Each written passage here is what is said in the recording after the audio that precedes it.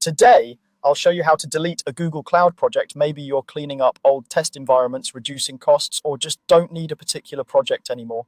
Whatever the reason, I'll walk you through the process step by step, and we'll make sure you understand exactly what's happening before you confirm anything. First, make sure you're signed in to the Google Cloud console in your web browser.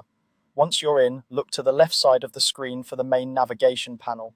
This is the vertical menu that gives you access to all the different sections of the console.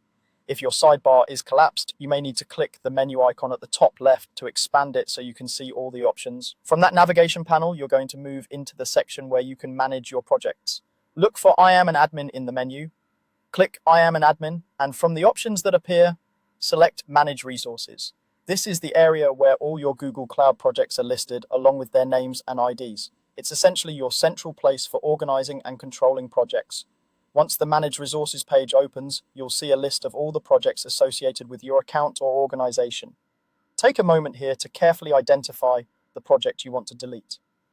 Double-check the project name and the project ID to avoid selecting the wrong one, especially if you have several projects with similar names.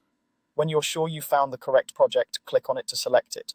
Depending on your layout, you might click the checkbox next to the project name or simply highlight the row. As soon as the project is selected, you should see additional options become available, usually along the top of the list, including the option to shut down or delete the project. Go ahead and choose the option to delete or shut down the selected project. When you do this, Google Cloud will display a prompt asking you to confirm that you really want to proceed. As part of that confirmation, you'll be asked to enter the project ID. This is a safety measure to ensure that you're not deleting the wrong project by accident.